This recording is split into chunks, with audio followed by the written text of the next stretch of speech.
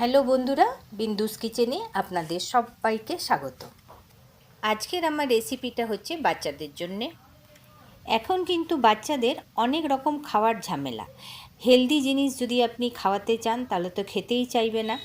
তো সেই রকম আমরা হেলদি জিনিস তাদেরকে কীরকম করে খাওয়াবো সেটাই আজকে আমি বানিয়েছি রেসিপিতে। আমার এই রেসিপিটা যদি আপনাদের ভালো লাগে তো অবশ্যই একবার বানিয়ে দিতে পারেন। এই রেসিপিটা আপনারা কিন্তু বাচ্চাদেরকে টিফিনেও দিতে পারবেন। তো আজকে আমি বানিয়েছি ওটস বল। তাহলে চলুন রেসিপিটা দেখে নিই।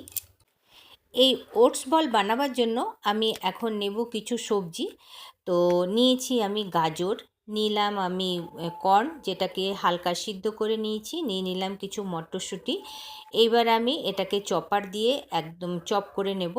দেখুন একদম মিহি মিহি চপ করে নিয়েছি। বাচ্চারাও তো অনেক কিছু সবজি খেতে চায় না, তার এরকমভাবেই তাদেরকে সবজিগুলো খাওয়াতে হয়।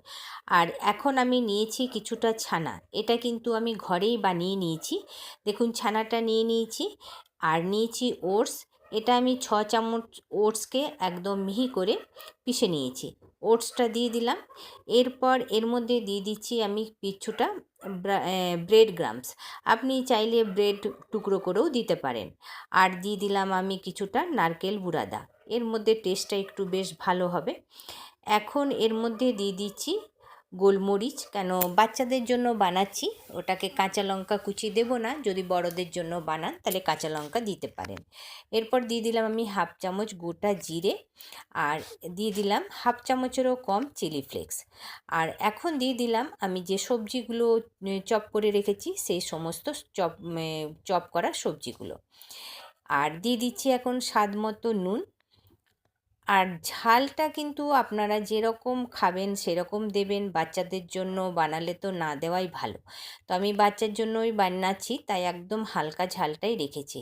এবারে হাত দিয়ে সমস্তগুলোকে খুব ভালো করে মেখে নেব। এখন জল দেওয়ার দরকার নেই, যদি প্রয়োজন হয় তাহলে জল দিতে হবে। একটা যেমন ভালোভাবে বলটা বানানো যায় সেরকমভাবেই মেখে নিতে হবে। দেখুন খুব সুন্দর বলটা বাঁধা গেছে। এই বলগুলো এখন আমি সব বানিয়ে নিচ্ছি। দেখুন দেখতে খুবই সুন্দর লাগছে। আর এর মধ্যে আপনাদের সবজি, যে সবজি আপনারা দিতে চান সেইগুলো দিতে পারেন। আমি একটা আপে প্যান নিয়ে নিয়েছি, ওর মধ্যে দিয়ে দিয়েছি ঘি। যেহেতু হেলদি বানাচ্ছি তাহলে ঘি মাখন দিয়ে বানানোটাই ভালো। এইবারে উল্টে পাল্টে খুব ভালো করে আপেগুলোকে ভেজে নেব। দরকার হলে আবার ঘি মাখন দেওয়া যাবে।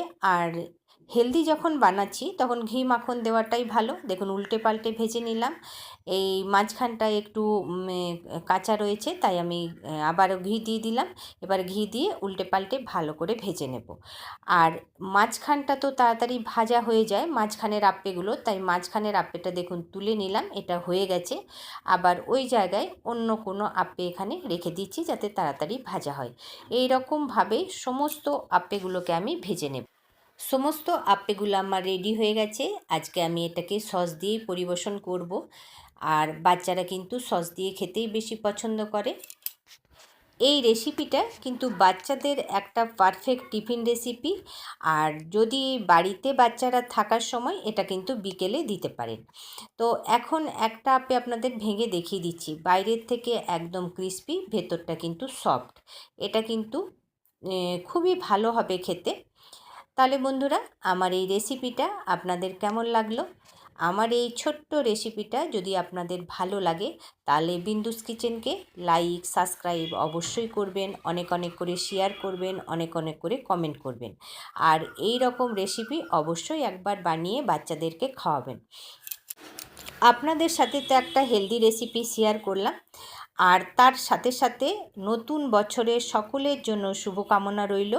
ভালো থাকবেন, সুস্থ থাকবেন। আবার দেখা হবে।